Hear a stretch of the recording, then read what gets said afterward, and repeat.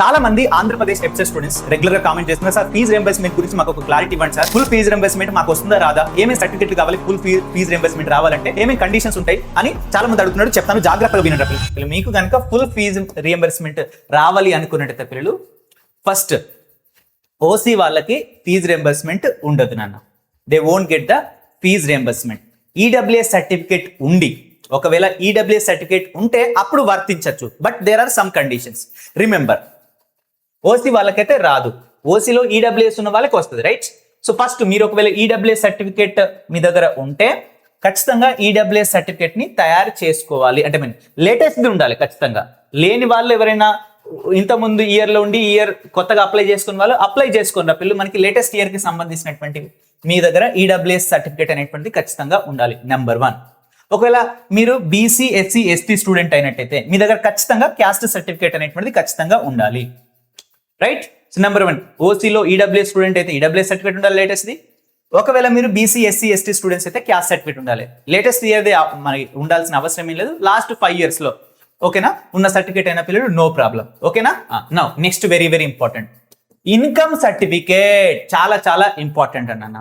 మీరు ఎస్సీ అయినా ఎస్టీ అయినా, మీరు బీసీ అయినా లేదంటే ఈడబ్ల్యూఎస్ అయినా, ఇన్కమ్ సర్టిఫికేట్ ఖచ్చితంగా లేటెస్ట్ ఉండాలి. దాంట్లో కూడా ఇన్కమ్ సర్టిఫికేట్ లోపల 2.5 lakh కంటే తక్కువగా మీ ఇన్కమ్ అనేటువంటిది ఉండాలి.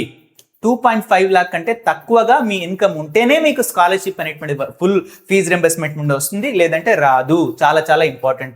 ఒకవేళ నీ దగ్గర ఇన్కమ్ లేకపోతే నీ దగ్గర వైట్ రేషన్ కార్డ్ అనేది ఉండాలి. పింక్ రేషన్ కార్డ్ ఉన్న వాళ్ళకి మనకి ఫుల్ ఫీజ్ రింబర్స్మెంట్ రాదు, ఓకేనా? సో వాళ్ళకి ఫీజ్ రింబర్స్మెంట్ వర్తించదు, ఓకేనా? వైట్ రేషన్ కార్డ్ ఉండి, వైట్ రేషన్ కార్డ్ లోపల మీ డీటెయిల్స్ అన్ని కూడా పర్ఫెక్ట్ గా ఉండాలి. మీ పేరు, ఓకేనా? మీ father name, date of birth అవన్నీ ఉంటాయా? సో ఎగ్జాక్ట్ గా తెలియదు నా డేట్ ఆఫ్ బర్త్ ఉంటుంది, బట్ ఏజ్ ఉంటుంది అంటే అవన్నీ కరెక్ట్ గా మ్యాచ్ అవ్వాలి. అయితేనే మీకు ఫీజ్ రింబర్స్మెంట్ అనేటువంటిది వస్తుంది. ఎందుకు వైట్ రేషన్ కార్డ్ లో చాలా మిస్టేక్ చూస్తాం మనం, ఓకేనా? తెలుగు పేర్లు ఓకేనా ఒకలా ఉంటే ఇంకో పేరు, ఇంటి పేరు తప్పు ఉంటుంది సార్, చాలా మిస్టేక్స్ ఉంటాయి. సో మై బెస్ట్ సజెషన్ ఏంటంటే కరెక్ట్ ఉంటే ఓకే, లేదు అనుకుంటే ఇన్కమ్ సర్టిఫికేట్ ఖచ్చితంగా తయారు చేసి పెట్టుకోండి. చాలా ఇంపార్టెంట్ ఎవ్రీబడి, రైట్? సో ఇవిరా పిల్లలు కండిషన్స్. వీటితో పాటు ఇవి ఉన్న వెంటనే మరి మీకు ఫుల్ ఫీజ్ రింబర్స్మెంట్ ఇస్తారంటే నానా మీకు ఖచ్చితంగా 75% అటెండెన్స్ అనేటువంటిది ఉండాలి. కాలేజీలోకి వెళ్ళిన తర్వాత 75% మీకు అటెండెన్స్ లేకపోతే మీకు స్కాలర్షిప్ ఇవ్వరు. సో దట్స్ వై 75% అటెండెన్స్ ఖచ్చితంగా మెయింటైన్ చేయాలి.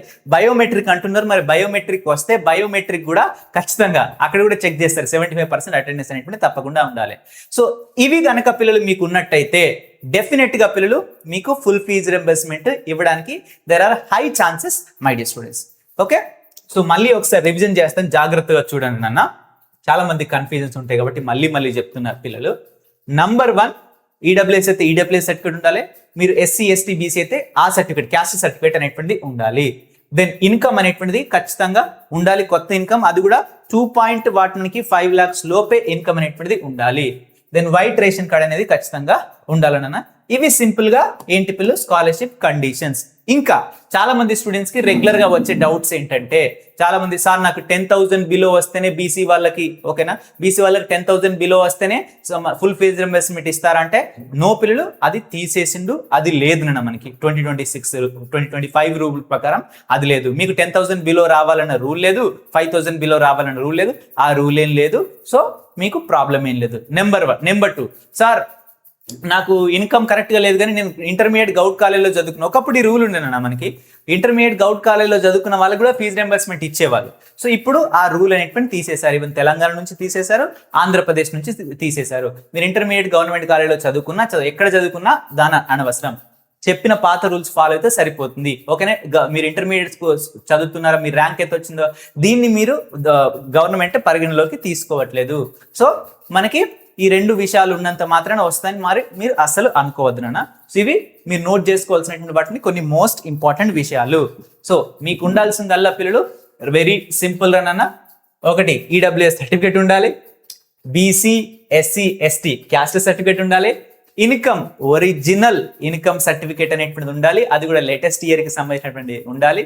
2.5 lakh లోపు పిల్లలు మీకు ఈ ఏంటిరా పిల్లలు ఉండాలి. దాని తర్వాత లేదంటే వైట్ రేషన్ కార్డు ఉండాలి. ఒకప్పుడు కూడా సార్ బీసీ వాళ్ళకి ఒకలాగా, ఎస్సీ వాళ్ళకి ఒకలాగా ఇది పెట్టారు. ఏంటిది? ఈ ఇన్కమ్ అనేటువంటిది నాన్న. ఓకేనా? సో బీసీ రూరల్ వారికి, బీసీ అర్బన్ వాళ్ళకి ఒకలా పెట్టారు ఒకప్పుడు.